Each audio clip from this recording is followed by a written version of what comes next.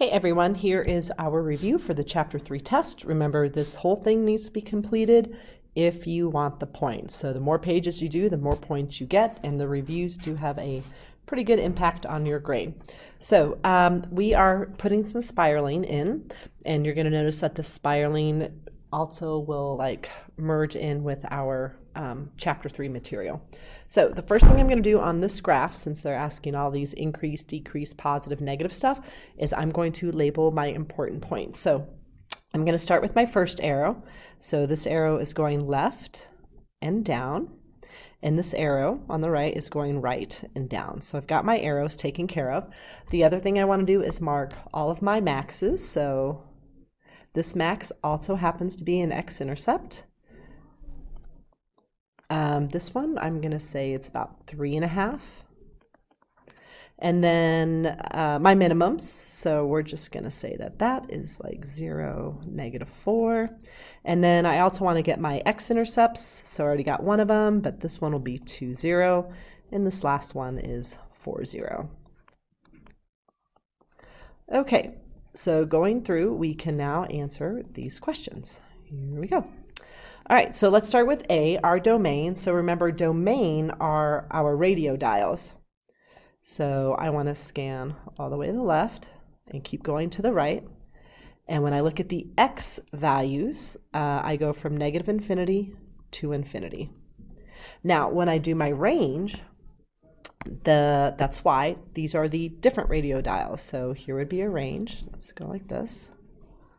And I go from my lowest y to my highest y, so that would be from -infinity to, whoops, and I messed up. I just realized at the top, so let me fix this real quick.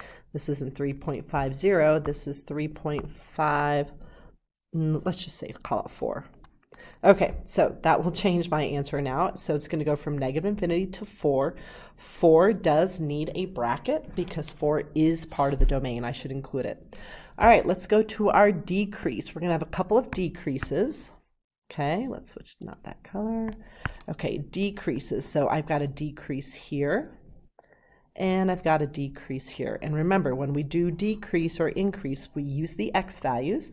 So in this first stretch, I go from x value of -1 to x value of 0.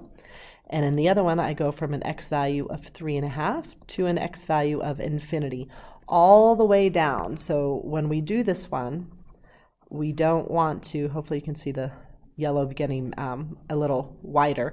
We don't want to say from 3.5 to 4 and then from 4 to infinity. It's one long continuous yellow streak.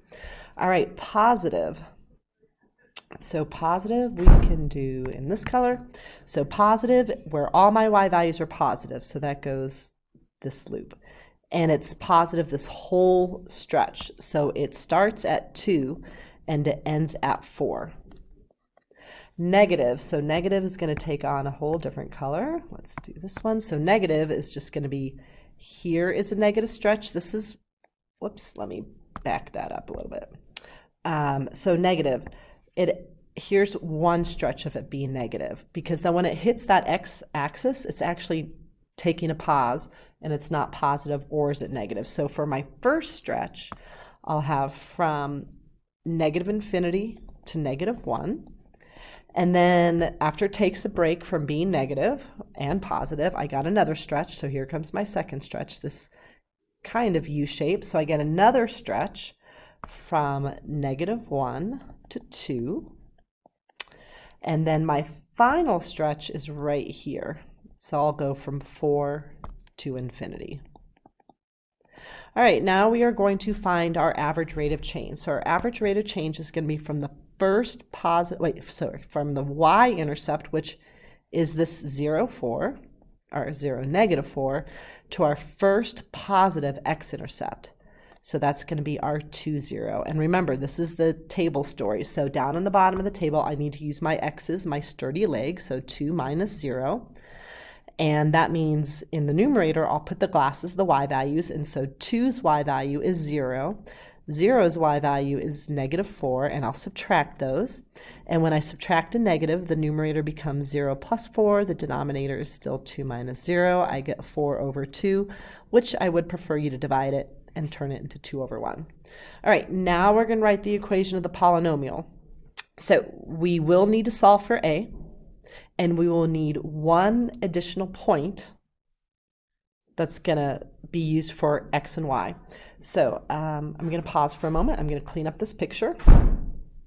Okay, so I just got rid of all the highlighting. So the first thing I want to do is notice wherever my graph hits the x-axis, okay, what's the solution? And then what would be the factor that makes that solution? And then how many times that solution or factor would appear? So let's go to a very noticeable color. So this -1 all the way to the left is a bounce. So I know that -1 is going to show up twice.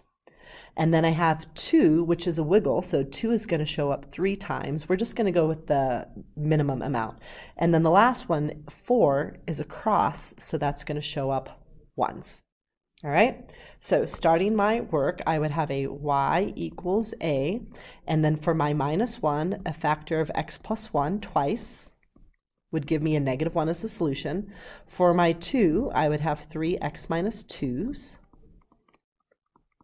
And for my 4, I would have 1x minus 4. So again, I highly suggest you write these out. So now what I need to do is just find any point that is not an x-intercept. So I have 2 points that I know about. I could use this decimal one, or I could use this 0, -4, and I prefer to use the 0, -4 because I don't want to use a decimal. So wherever there's the y, I'll put -4, and wherever there's an x, I'll put a 0.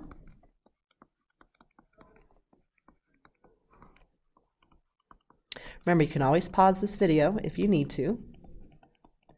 And now I want to do is solve for a, which means I need to get a alone, which means I need to move all of these numbers to the other side of the equal sign, which is pretty messy. So I'm going to quickly clean up those parentheses. And so 0 plus 1, those all turn into 1s. All of my 0 minus 2's turn into -2. And my 0 minus 4 is a -4. So now I'm going to use my calculator, and I'm just going to multiply these up. So when I multiply 1 times 1, second, I forgot my -4, 1 times 1, -2, -2, -2, and -4, I'm going to get a positive 32 out of that. So over here, I have a equals a positive 32. And now to solve for a, I divide by 32. And so a is this, which is fine. You can leave it like that. If you want to turn it into a decimal, you can. But I'm going to simplify the fraction and divide both of those numbers by 4 to get -1/8.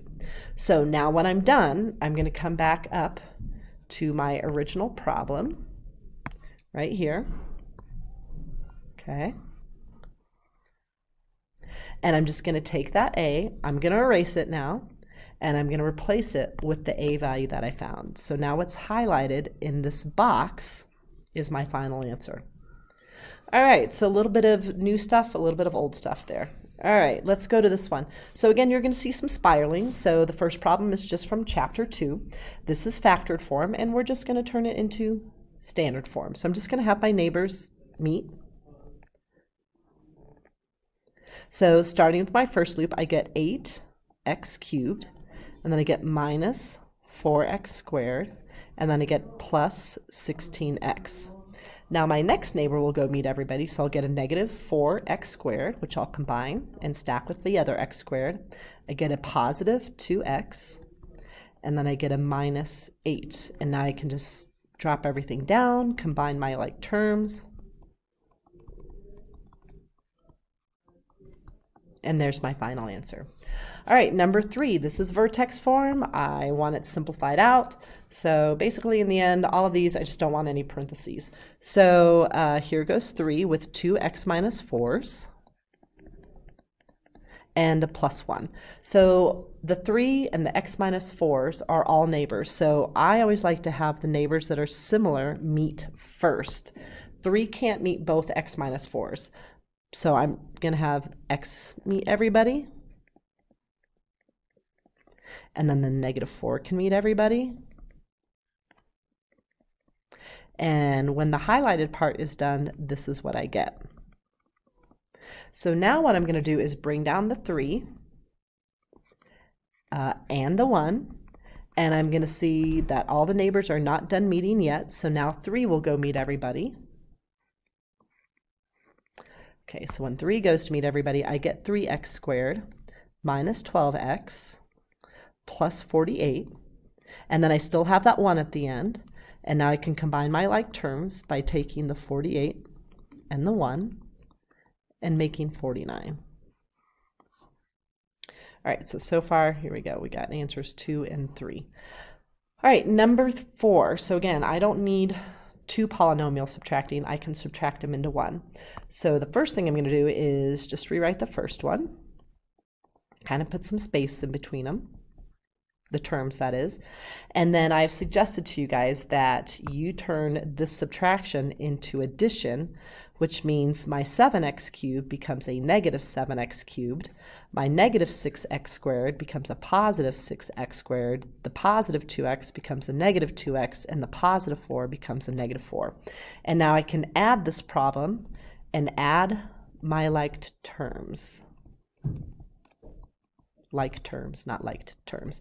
So if I add my x cubes, I get negative 10. The x squareds will cancel out. I'm going to add the x's, so I get a positive 8x, add the constant numbers, and so just putting it all together so it's not so spaced apart. Here is my final answer for number 4. All right, let's keep going with this section. So just gave you another one because we tend to mess up with the subtraction, so same idea. First, I'm just going to rewrite my first polynomial. And then I'm going to go to the second one, and instead of subtracting, I'm going to turn it into addition.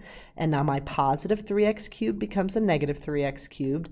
My positive x squared becomes a negative x squared, and I'm going to put a number in front of it. My negative 5x becomes a positive 5x, and my 1 becomes a negative 1. All right, so stacking my like terms.